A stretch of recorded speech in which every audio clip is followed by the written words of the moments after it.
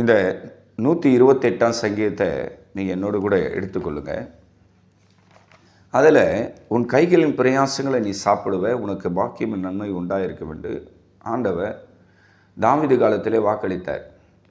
ஆனால் இந்த வாக்குத்தத்தத்தின்படி ஒரு குடும்பம் இருக்குதா அப்படின்னு நீங்கள் பாருங்கள். உங்களையே நான் கேட்குறேன், உங்களுடைய கையின் பிரயாசங்களை நீங்கள் சாப்பிட்டு திருப்தியாக இருக்கிறீங்களா? இல்லை. அப்போ வாங்குகிற சம்பளத்தெல்லாம் நீங்கள் வட்டிக்காரனுக்கு வட்டி கட்டினி இருக்கிறீங்க. இதாம்மா உண்மையான நிலவரம். கடத்துக்கு மேலே கடன் வாங்கிட்டு கண்ணீரோடு அந்த கடத்தை நான் எப்படி தான் அடைப்பேன்னு சொல்லி இரவும் பகலும் நீங்கள் கண்ணீர் விட்டுன்னு இருக்கிறீங்க. உண்மைதானம்மா? ஏசப்பா கேட்குற, இது உண்மைதானே அப்படின்னு கேட்குற. நீங்கள் ஆமேன்னு சொல்லு. ஏசப்பா, என்னுடைய கையின் பிரயாசங்களை நான் சாப்பிட முடியல. என் வாழ்க்கையில் பயங்கர சோதனைகள், கஷ்டங்கள், உபத்திரங்களை நான் பார்த்துன்னு இருக்கிறேன். ஏன்டா இந்த கடத்தை வாங்கினேன்? இந்த கடத்தால் தான் என் நிம்மதி போச்சு, என்னோடய ஆவிக்குரிய நஷ்டப்பட்டு போச்சு, எனக்கு இருந்த ஜபம் போச்சு, எனக்கு இருந்த அபிஷேகம் போச்சு, வல்லமை போச்சு அப்படின்னு சொல்லி நீங்கள் புலம்பிக் கொண்டு இருக்கிறீங்க. இதனமா உண்மை? ஆண்டவர் பார்க்குறாரு, நீ எதுக்கெல்லாம் கடன் வாங்கின, உங்கள் வாழ்க்கையில் என்னென்ன நடந்ததுன்னு சொல்லி ஆண்டவர் பரலோகத்திலிருந்து பார்த்துன்னு இருக்கிறேன். நீங்கள் பொதுவாக எதுக்கு கடன் வாங்கினீங்க? பிள்ளைகளுக்கு வீடு கட்டலாம், நமக்கு நல்ல வீடு இல்லையேன்னு சொல்லி நீங்கள் கடன் வாங்கினீங்க. அது தப்பு கிடையாது. அடுத்து நீங்கள் எதுக்கு கடன் வாங்கினீங்க? வயசு பொண்ணு வீட்டில் இருக்குது, பொண்ணுக்கு கல்யாணம் பண்ணலாம், இப்படியே வச்சுருந்தா எப்படி, ஒரு இடத்துல நல்ல வரம் வந்திருக்குது, கொஞ்சம் அங்கங்கே கடன் வாங்கி சொந்தக்காரர்கிட்ட நண்பர்கள்கிட்ட நம்ம கடன் வாங்கி இருக்கிற நகை பணத்தெல்லாம் வச்சு, இல்லை வீட்டு டாக்குமெண்ட்டை வச்சு அது எப்படியாலும் பொண்ணுக்கு கல்யாணம் பண்ணி கரை சேர்த்தின்னு சொல்லி நீங்கள் கடன் வாங்கினீங்க. ஓகே, இதுவும் தப்பு கிடையாது. அதுக்கு அடுத்தது போக்குவரத்துக்கு வண்டி இல்லை, பைக் இல்லை, கார் இல்லைன்னு சொல்லி சில பேர் கடன் வாங்குகிறாங்க. இஎம்ஐ போட்டு அவங்க கடன் வாங்கிட்டு இன்றைக்கி கஷ்டப்படுறாங்க. இதனால் மனுஷனுக்கு கடன் ஏற்படுது. அதுக்கு அடுத்தது மளிகை பொருள் வாங்குகிறோம், காய்கறி வாங்குகிறோம், பழங்கள் வாங்குகிறோம். அடுத்தது வீட்டுக்கு தேவையான தண்ணி கேன் வாங்குகிறோம். வீட்டுக்கு இப்போது என்னென்ன தேவை, ஒரு குடும்பத்தை நம்ம நடத்தும் போது என்னென்ன தேவைப்படுதோ அதுக்கு பொருளாதார நெருக்கடி, அந்த மாதம் வருமானம் இல்லைன்னா நீங்கள் கண்டிப்பாக என்ன பண்ணுறீங்க, ஏதோ ஒரு வகையில் கடன் வாங்கி மாட்டிக்கிறீங்க. அதன் பிறகு மகளிர் லோன் வாங்குறீங்க. மகளிர் லோனுக்கு மாதம் மாதம் கட்டணும், ஒரு மாதம் தவறுனா கூட பெனால்ட்டி போடுவான்னு சொல்லி நீங்கள் அந்த மகளிர் லோனை கட்டுறதுக்கு இன்னொரு இடத்துல கடன் வாங்க வேண்டிய சூழ்நிலை வருது. எப்படியோ ஒரு விதத்தில் நீங்கள் கடன் வாங்கி தான் ஆகணும். உங்களுடைய வருமானத்தை கொண்டு நீங்கள் சாப்பிட முடியாத சூழ்நிலை பிசாசால் தள்ளப்படுறீங்க. உண்மையே சொன்னால் நீங்களாக போய் ஒரு கடத்தில் மாட்டலை, உங்களை அந்த கடன்கார பிசாசு கட்டி ஏமாற்றி உங்களை அந்த கடன் சாபத்துக்குள்ளே சாத்தான் நடத்துகிறான். ஏன்னா ஆண்டவர் உபாகம் 28ஆம் அதிகாரத்தில் அநேக ஜாதிகளுக்கு கடன் கொடுப்பேன், நீ கடன் வாங்க மாட்டேன், தான் தேவனுடைய விருப்பம். ஏன் அப்போ வாழ்க்கை தலைகீழாக போயின்னு இருக்குது?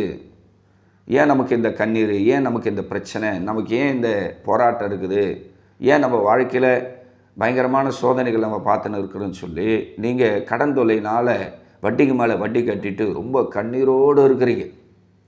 சில பேர் சொல்கிறாங்க, எனக்கு எப்படி கடன் ஆச்சு, நான் ஏன் கடன் வாங்கினேன், இந்த கடத்திலிருந்து என்னால் வெளியே வர முடியல, பிசாசு என்னை கட்டுக்கட்டி வச்சுருக்குது, என்னுடைய தொழிலை கூட பிசாசு மாந்திரிகம் பண்ணி, செய்வனை பண்ணி, சூனியம் பண்ணி, என்னுடைய பிஸ்னஸ் கூட அந்த சாத்தான் அழிச்சிட்டான், நான் என்ன தான் சேர்த்து இந்த கடத்திலேருந்து எப்படி வெளியே வரும்னு சொல்லி நீங்கள் இப்போ கண்ணீரோடு இருக்கிறீங்க. உண்மையாக போய்ங்களா? அப்படியே உடஞ்சி நொறுங்கி இரவு நேரத்தில் தூக்கம் இல்லாமல் அப்படியே தவிக்கிறீங்க. ஐயோ, பொழுது விழுந்தால் கடன்காரன் வருவானே, என்ன செய்கிறது, அவனுக்கு என்ன பதில் சொல்கிறது, அவனை சமாளிக்க முடியாது அப்படின்னு சொல்லி நீங்கள் ரொம்ப ரொம்ப கண்ணீரோடு பலவிதமான போராட்டத்தோடு இருக்கிறீங்க. இன்றைக்கு ஆண்டவர் உங்களை தைரியப்படுத்தி, மகளே நீ பயப்படாத, நான் உன்னோடு இருக்கிறேன். ஏசப்பா உண்மையிலே அன்புள்ள ஆண்டவருங்க. அவர் ரொம்ப பாசமானவர். நீங்கள் கடன் வாங்கிட்டீங்க, நீ ஒரு பெரிய குற்றவாளின்னு ஆண்டவர் சொல்ல மாட்டேன். இந்த உலகம் சொல்லும், நீ ஒரு கடங்காரி, நீ ஒரு கடங்கார ஜெயிலு, இவ எல்லா இடத்துலையும் கடன் வாங்கிடுவா, வாங்கின கடத்தை கொடுக்க மாட்டா, இவளுக்கு வருமானம் கிடையாது, இவளுக்கு ஆசீர்வாதம் எதுவுமே கிடையாது, இவ கோயிலுக்கு சர்ச்சுக்கு போகிறது கூட வேஸ்ட்டு தான் அப்படின்னு சொல்லி இந்த உலகம் உங்களை பரியாசம் பண்ணும். ஆனால் கர்த்தர் உங்களை நேசிக்கிறார். தேவாதி தேவன் உங்களை நேசிக்கிறாருங்க. நான் உங்கள் சொந்த சகோதரம் போல் சொல்கிறேன். எனக்குள்ளே இருக்கிற ஆவியானவர் சொல்கிறாரு, நீங்கள் வாங்கின கடத்தை அடைக்கிறதுக்கு ஆவியானவர் வழி திறப்பாருன்னு சொல்லி கர்த்தர் உங்களை தைரியப்படுத்துகிறேன். அதனால் கவலைப்படாதீங்க. நம்ம கடன் வாங்கிட்டோம், நம்மளால் அந்த கடத்தை அடைக்க முடியல, கொடுக்க முடியல, நம்ம வாழ்க்கை முழுவதும் ஒரு சூனியம் வச்ச மாதிரி பயங்கரமான ஒரு போராட்டத்தின் வழியாக போயின்னு இருக்குது, எப்போ தான் இதிலேருந்து நான் வெளியே வருவேன்னு சொல்லி நீங்கள் ரொம்ப ரொம்ப கண்ணீரோடு இருக்கிறீங்க. உண்மையிலே சொல்கிறேன், நான் கொடுத்த 2 வசனத்தை குறித்து கொள்ளுங்கள். அதை வச்சு ப்ரேயர் பண்ணுங்கள். ஆண்டவரே, என் கையின் பிரயாசங்களை நீங்கள் ஆசீர்வதிங்க. உபாகம் 28:12 கொடுத்தேன், அதையே நீங்கள் ஜெபத்தில் வைங்க. அநேக ஜாதிகளுக்கு கடன் கொடுப்பேன், நீ கடன் வாங்க மாட்டேன்னு சொன்னீங்கப்பா. என் கையின் பிரயாசங்களை சாப்பிட முடியல, வாங்குகிற ஆண்டவர் சம்பளம் எல்லாம் வட்டிக்காரனுக்கே போகுது, வட்டிக்கு மேலே வட்டி கட்டின்னு இருக்கிறேன், என் வருமானத்தை கொண்டு நான் சாப்பிட முடியல, வீட்டுக்கு தேவையான அரிசி, காய்கறி, மளிகை பொருள், பால், கேஸு, என்னுடைய மொபைலுக்கு ரீசார்ஜு, வீட்டுடைய வாடகை, கரண்ட்டு பில்லு, என்னுடைய பைக்குக்கு தேவையான பெட்ரோல் எல்லாமே ஏதோ ஒரு போராட்டம், ஏதோ ஒரு கஷ்டம், அதுக்கு ஒரு கடன், இதுக்கு ஒரு கடன், கடத்துக்கு மேலே கடன் வாங்கி கடன் அப்படியே குட்டி போட்டுக்கணும், என்னை பயங்கரமாக அந்த கடன் பிசாசு கட்டி வச்சுக்குது. ஏசப்பா, என்னை காப்பாற்றுங்க, வாக்கு தத்தங்கள் எனக்குள்ளே நிறைவேறணும், நான் ரொம்ப விசுவாசமுள்ள பிள்ளையாக மாறணும், நான் ரொம்ப விசுவாசமுள்ள பிள்ளையாக மாறினேன்ப்பா, என்னை ஆசீர்வதிங்கன்னு சொல்லி நீங்கள் ஜெபத்தில் கண்ணீரோடு ஆண்டவர்கிட்ட கேளுங்க. ஏசப்பா, எப்போ தான் என்னுடைய கடன் பிரச்சனை மாறும்? ஆண்டவரே, இந்த கடன் வாங்கிட்டு நான் படக்கூடிய அவஸ்தை ஆண்டவர் உங்களுக்கு தெரியுதா? நான் புழுவாக துடிச்சின்னு இருக்கிறேன், ஒரு புழு போல் துடிச்சின்னு இருக்கிறேன்ப்பா. இந்த கடன்கார பிசாசுக்கிட்ட மாட்டிட்டு நான் வாழ்வதா சாவதா, ஏன் இருக்கிறோம், இதுக்காக நம்ம வாழ்கிறோம், நம்ம ஆண்டவரை தேடி கூட உங்களுக்கு அதிசயம் நடக்கலைன்னு சொல்லி எனக்குள்ளே நான் புலம்பிக்கின்னு இரவெல்லாம் ஆண்டவரை தூக்கம் கிடையாது, பகலில் என்னால் சாப்பிட முடியல, என் கிச்சனில் போய் நான் வேலை செய்ய முடியல, ஆண்டவர் பாத்ரூமில் போய் நான் குளிக்க முடியல, என்னோடய அன்றாட வேலைகளை நான் செய்ய முடியாது, ரொம்ப முடக்கப்பட்டு மன அழுத்தத்தில் பேசாமல் தற்கொலை பண்ணி செத்துலாமான்னு சொல்லி நான் ஆண்டவர் ரொம்ப ரொம்ப கண்ணீரோடு இருக்கிறப்பா அப்படி சொல்லி தேவ சமூகத்தில் இப்போ நீங்கள் இருக்கிறீங்க. என் நண்பு சகோதரியே சகோதரியே, ஏசப்போனை பார்க்குறேன், உன் வேதனை பார்க்குறேன், நீ இந்த கஷ்டத்தில் இருக்கிறியா, இவ்வளோ கஷ்டமாக உன் வாழ்க்கை, உண்மையிலே உன் வாழ்க்கையை நான் மாற்றுவேன், உண்மையிலே உன்னோட வாழ்க்கையை மாற்றுவேன்னு சொல்லி ஏசப்பா உங்களை ஆசீர்வதிக்க வராருங்க. உண்மையிலே சொல்கிறேன், உங்கள் வாழ்க்கையில் இருக்கிற எல்லா கஷ்டத்தை அப்பா மாற்றுவார். தகப்பனால் கூடாத காரியம் எதுவுமே கிடையாது. ஏசப்பா நினச்சார்னா ஒரு நிமிஷத்தில் உங்களோட கடன் பிரச்சனை மாறிடும். உண்மையிலேம்மா, ஒரே ஒரு நிமிஷம் அவருடைய இரக்கம் இறங்கி வந்துச்சுன்னா, அது எத்தனை லட்சம் எத்தனை கோடியாக இருந்தாலும் ஒரு நிமிஷத்தில் அந்த கடத்தை நீங்கள் அடிச்சிடுவீங்க. அந்த கடன்காரன் நீங்களே தேடி போய், இந்தடா உன்னோட காசு, உன்னோட அசல், உன்னோட வட்டி வச்சிடப்பா, உனக்கு ஒரு கும்பிட்றான்னு சொல்லிட்டு அந்த கடன்காரங்கிட்ட கொடுத்துட்டு இங்கே சந்தோஷமாக வீட்டுக்கு ராஜநடையோடு வருவீங்க. அந்த பிளஸ்ஸிங்கை, அந்த ஆசீர்வாதத்தை கர்த்தர் உங்களுக்கு தருவார். ஆனால் நீங்கள் ஒன்று செய்யணும். என்ன செய்யணும்னா, உங்கள் மைண்ட்லேயே ஒரு கடன்கார பிசாசு இருக்குது, உங்கள் சிந்தையிலே அந்த பிசாசு கட்டி வச்சுக்கு. அது என்ன பார்த்தீங்கன்னா, மறுபடியும் நீ கடன் வாங்கு, மறுபடியும் நீ கடன் வாங்கு. அதுதான் சாத்தானுடைய நூதனமான ஈவில் ஸ்பிரிட்டோடைய கிரியை. அந்த சாத்தான் என்ன செய்கிறான், ஒவ்வொரு தேவனுடைய பிள்ளைகளுக்குள்ள ஒரு கொடிய ஈவில் ஸ்பிரிட்டை வச்சுருக்கிறான். அவங்களுக்கு அது தெரியாது, நம்ம வஞ்சிக்க போகிறோம், நம்ம ஏமாற்றப்படுறோம், அவங்களுக்கு தெரியாது. இப்போ நீங்கள் ஏவாள் எடுத்துங்க, அவள் ஏமாற்றப்படுவது அவளுக்கு தெரியாது. நம்ம இப்போ தோற்கடிக்கப்பட்ட நிலவரத்துக்குள்ளே போகிறோம், பிசாசை நம்ம தோற்கடிக்க நம்ம ஏமாற்றப்பட போகிறோம், அவ்வளோதான், அந்த படத்தை சாப்பிட்டா நம்ம செத்து போயிடும் போல், நம்ம வாழ்க்கை அவ்வளோதான் அப்படின்னு சொல்லி அவளுக்கு தெரியாது. ஸோ அவள் என்ன பண்ணுறா, அந்த சாத்தான் சொன்ன யோசனையை கேட்டு அந்த பழத்தை அவள் தான் பறிச்சா. சாத்தான் பறித்து ஏவாள்கிட்ட கொடுத்து சாப்பிடுமா அப்படின்னு நான் சொல்லிச்சு. நீங்கள் ஆதியாகமத்தை எடுத்து பாருங்கள், அந்த எஸ்திரியானவள் அந்த பழம் பார்வைக்கு நல்லா இருக்குது, புசிக்கிறதுக்கு நல்லா இருக்குது, இதை சாப்பிட்டா நம்ம ஆண்டவர் போல ஆகலான்னு சொல்லி இந்த பொல்லாத பிசாசுடைய தந்திரமான வார்த்தைக்கு அவள் செவி கொடுத்ததால் அவள் வஞ்சிக்கப்படுவது அவளுக்கே தெரியாது. இப்படி தான் நீங்கள் ஒவ்வொரு கடத்தில் நீங்கள் சிக்கிக்கின்னு வஞ்சிக்கப்பட்டு இருக்கிறீங்க. உங்களுக்கு பின்னாடி ஒரு சாத்தான் இருக்குது, அந்த ஏவாளை ஏமாற்றி வஞ்சித்து அந்த சாத்தானுடைய ஈவில் ஸ்பிரிட் இருக்குது. அதை தான் நான் இன்றைக்கி விளக்கி சொல்கிறேன். இப்போ நீங்களே கடன் சுமையில் இருக்கிறீங்க, கண்ணீரோடு உடஞ்சி போய் அவமானத்தோடு தற்கொலை பண்ணி செத்துலான்னு சொல்லி ரொம்ப வேதனையோடு இருக்கிறீங்க.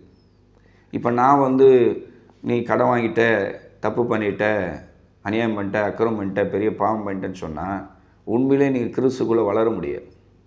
அதனால தான் உங்களை ஆற்றி தேற்றி தைரியப்படுத்தி உங்களை கடன் வாங்க வச்ச அந்த நூதனமான பிசாசை நீங்கள் கடிந்து கொள்ளணுன்றதுக்காக தான் இந்த செய்தியை நான் வெளியிடுறேன். நீங்கள் என்னுடைய சேனலில் நீங்கள் 10 மெசேஜ் போட்டிருக்கிறேன் பாருங்கள். அதில் இன்னும் ஆழமான செய்திகள் நான் பேசியிருக்கிறேன். இப்போ ஃபஸ்ட் டைம் நான் வந்து வீடியோவில் வந்து இந்த கடன் பிரச்சனைக்காக கண்ணீரோடு இருக்கிற ஜனங்களுக்கு காயம் கட்டுறதுக்காக நான் பேசினது. அதனால் வாக்குத்தத்தங்கள் ஒருபோதும் பொய்யாகாது. உன் கைகளும் பிரயாசங்களை நீ சாப்பிடுவை. இதுதான் தேவன் ஒவ்வொரு ஆவிக்குரிய இஸ்ரவேலர்களுக்கும் நமக்கு தந்த வாக்குத்தத்தம். நீ அநேக ஜாதிகளுக்கு கடன் கொடுப்ப, கடன் வாங்க மாட்டே. இதுதான் தேவனுடைய வாக்குத்தத்தம். இந்த வாக்குத்தத்தத்தை மீறி உங்கள் வீட்டுக்குள்ளே அந்த கடன் பிசாசு வந்து உட்காந்துன்னு ஆட்டி படைக்குது. உங்களை வஞ்சித்து உங்களை ஏமாற்றி ஏவாளை கெடுத்தது போல் உங்களை நாளுக்கு நாள் அந்த கடன் பிசாசு கெடுத்து முடிவில் உங்களை நரகத்தில் கொண்டு போய் தள்ளணும். முடிவில் உங்களை நரகத்தில் கொண்டு போய் தள்ளணும். இதுதான் சாத்தானுடைய பயங்கர சதி திட்டங்க. பிசாசுடைய சதி திட்டம் என்ன பார்த்தீங்கன்னா, ஒரு தேவனுடைய பிள்ளை கூட தேவனுடைய ராஜ்யத்துக்கு போகக்கூடாது. எந்த தேவனுடைய பிள்ளையும் தேவனுடைய ராஜ்யத்துக்கு போகவே கூடாது. எல்லாரையும் கட்டுக்கட்டி கடன் சுமையை உண்டாக்கி அவங்களுக்கு வேதனை, துன்பம், வருத்தம், தோல்வி, உன்னுடைய உயிரை நீ வெறுத்தணும், வாழ்க்கையை நீ வெறுத்தணும், நீ தற்கொலை பண்ணி செத்துணும். இதுதான் சாத்தானுடைய சதி திட்டம். அதனால் இன்றைக்கு நீங்கள் உணர்த்தப்படுங்க. நம்மளுக்கே தெரியாமல் நம்மளை பிசாசை ஏமாற்றி நம்மளை வஞ்சித்து நூதனமான யோசனை கொடுத்து கடை வாங்க வச்சுருக்குது. அதனால தான் இன்றைக்கி நம்ம நடப்பணம் போல் இருக்கிறோம். பேருக்கு தான் நம்ம உயிரோடு இருக்கிறோம். உள்ளே எப்போ சாவலாம், கடமாயிடுச்சு, அவமானமாயிடுச்சு, கடங்காரன் கெட்ட வார்த்தை கேட்டுட்டான், இனி வாழக்கூடாது அப்படின்னு சொல்லி ஒரு முடிவு எடுத்துக்கின்னு ஏதோ போராடின்னு இருக்கிறீங்க. கர்த்தர் உங்களை கைவிட்டு இருந்தால் எப்போ செத்து போய்ட்டுருப்பீங்க. அதனால தான் கர்த்தர் என்ன போல ஊழியக்காரை ஏற்படுத்தி உங்களுக்கு ஆலோசனை கொடுத்து சத்தியத்தை கொடுத்து ஆவியான உங்களை திடப்படுத்துகிற. அதனால் கவலைப்படாதீங்க. வாழ்க்கை மாறாது, என் பிரச்சனை மாறாது, என் கடன் தொல்லை மாறாது, எனக்கு நல்ல வருமானம் வராது அப்படின்லாம் நினைக்காதீங்க. ஏசப்பா ஒரு நிமிஷத்தில் உங்களோட பிரச்சனையை மாற்ற அவர் வல்லவுள்ள தெய்வமாக இருக்கிறார். அவர் பெரிய தெய்வம், அதிசயங்களை அற்புதங்களை செய்கிற தெய்வம். அவர் வாக்குத்தத்தம் ஒன்ஸ் கொடுத்தாருன்னா அந்த வாக்குத்தத்தம் அந்த மனுஷன் எங்கே இருந்தாலும் அந்த வாக்குத்தத்தம் நிறைவேறும். ஏன்னா ரோமருக்கு எழுதின நிருபத்தில் பரிசுத்த ஆவியானவர் சொன்னார், ஆண்டவர் வாக்குத்தத்தத்தை நிறைவேற்ற வல்லவர் அப்படின்னு ஒரு வேத வசனம் சொல்லுது. அவர் வாக்குத்தத்தத்தை நிறைவேற்ற வல்லவரா? நிறைவேற்றுவார். கர்த்தர் உங்களுக்கு தந்த வாக்குத்தத்தம் என்ன? உன் கையின் பிரயாசம் நீ சாப்பிடுவே, நீ அநேக ஜாதிகளுக்கு கடன் கொடுப்ப, நீ கடன் வாங்க மாட்ட. இதுதாம்மா வாக்குத்தத்தம். அதுதான் பிளஸ்ஸிங், அதுதான் ஆசீர்வாதம். அப்போ அந்த ஆசீர்வாதத்தை ஏதோ ஒரு பிசாசு வந்து கட்டுக்கட்டி ஏமாற்றி வச்சுருக்குது. வாக்குத்தத்தம் உங்களுக்குள்ளே பலிக்கக்கூடாது, நிறைவேறக்கூடாது.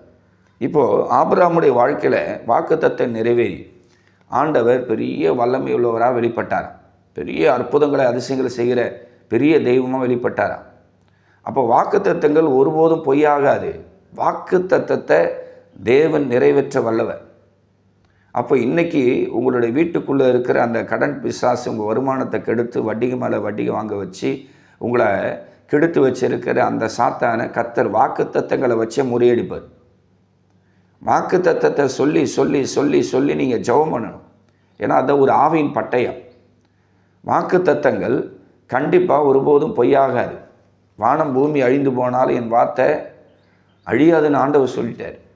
அப்படி இருக்கும்போது வாக்குத்தத்தங்கள் ஒருபோதும் ஒரு தேவனுடைய பிள்ளையுடைய வாழ்க்கையில் நிறைவேறாமல் இருக்கவே இருக்காதுமா.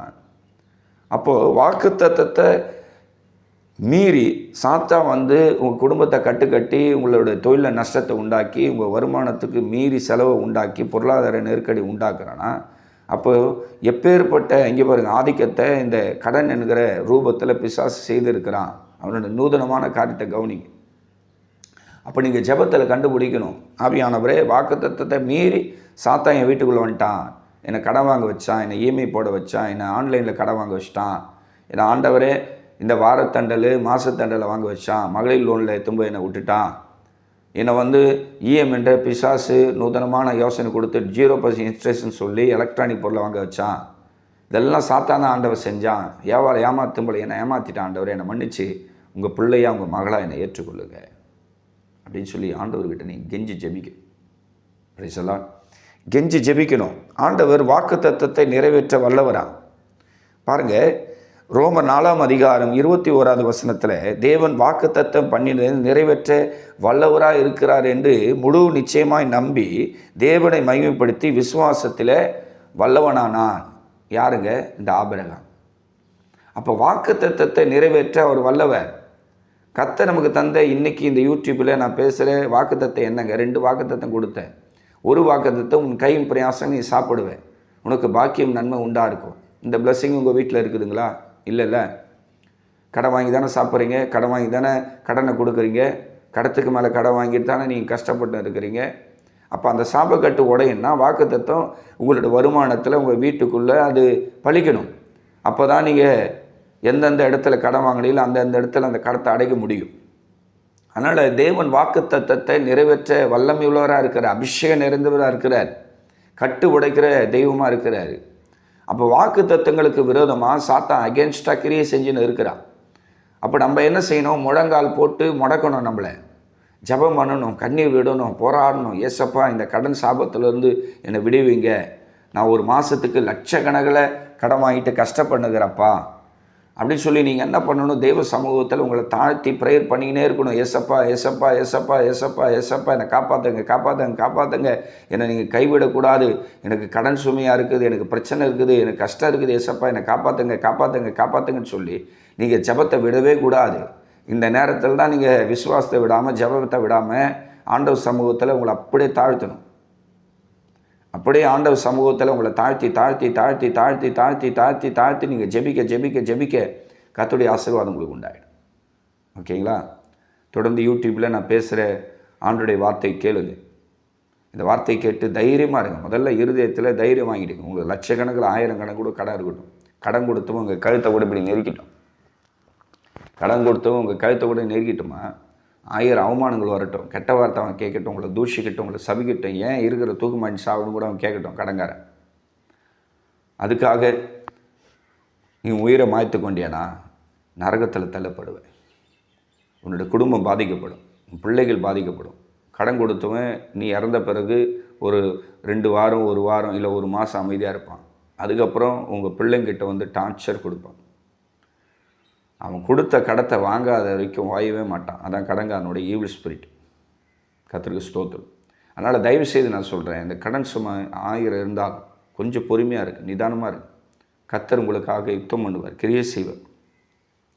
ஆண்டவர் கிரியை செய்வார். நீங்கள் எவ்வளோ பொறுமையாக இருந்து ஜெபம் பண்ணி விசுவாசத்தில் இருக்கிறீங்களோ அவ்வளோக்கு எவ்வளோ கடத்தை அடைக்க, கடன் சாபத்தில் உங்களை விடுவிக்க ஆண்டவர் வல்லமையுள்ளவராக வருவார். அதிசயம் நிறைந்த தெய்வமாக இருக்கிறார். இப்போ இந்த தேவ செய்தியை நீங்கள் ஏதோ ஒரு வீட்டில் உட்காந்து இப்போ கேட்டுன்னு இருக்கிறீங்க. ஏசப்பா உண்மையிலே உங்களை நேசிக்குது. நீ ஒரு கடங்காரின்னு சொல்லி அவர் திட்ட மாட்டாருமா. நீ ஒரு கடங்காரின்னு சொல்லி அவர் உன்னை வந்து தூஷிக்க மாட்டார். உங்கள் குடும்பம் வேணால் குறை சொல்லலாம், உங்கள் உற்றார் உறவினர்கள் நண்பர்கள் உங்களுக்கு தெரிஞ்ச எல்லாருமே உங்களை வந்து குறை சொல்லலாம். நீ ஒரு கடங்காரி, வாங்கின கடத்தை உன்னால் கொடுக்க முடியுதா அப்படின்னு சொல்லி இந்த உலகம் பரியாசம் பண்ணலாம். ஏசப்பா யாரையும் குற்றப்படுத்த மாட்டார். இளையகுமாரன் எவ்வளோ தப்பு பண்ணிட்டு வரான், ஓடி போய் அந்த இளையகுமாரன் ஆண்டவர் மாரோடு அணைச்சிங்க. இன்றைக்கி நீங்கள் கடன் சுமையினால் கண்ணீரோடு இருக்கிறீங்க, ஆண்டவர் உங்களை மாரோடு சேர்த்துக்கொள்வார். நான் இருக்கிறேன், நீ கவலைப்படாத, நீ வாங்கின கடத்தை கொடுக்கறதுக்கு நான் வழி திறப்பேன், அந்த கடன் சாபத்தில் நான் உன்னை விடிப்பேன்னு சொல்லி ஏசப்பா உங்களை ஆற்றி தேற்றி தைரியப்படுத்தி உங்களை ஆண்டவர் அவருடைய பக்கமாக ஆண்டவர் சேர்த்துக்கொள்வார். ஓகேங்களா? தைரியமாக இருங்க, சந்தோஷமாக இருங்க. கர்த்தர் உங்களை நடத்துவார். உங்கள் வாழ்க்கையில் ஒரு பெரிய வெளிச்சத்தை பார்ப்பீங்க, பெரிய ஆசீர்வாதத்தை பார்ப்பீங்க. தொடர்ந்து இந்த யூடியூப்பில் நான் பேசுகிற தேவ செய்தியை கேட்டு கர்த்தருக்குள்ளே நீங்கள் விசுவாசத்தில் ஜெபத்தில் வளரும்படி உங்களை அன்பாக கேட்டுக்கொண்டு இந்த தேவ செய்தியை நிறுத்துகிறேன். கர்த்தர் உங்களை ஆசீர்வதிப்பாராக. வாழ்த்துக்கள். God bless you. Praise the Lord.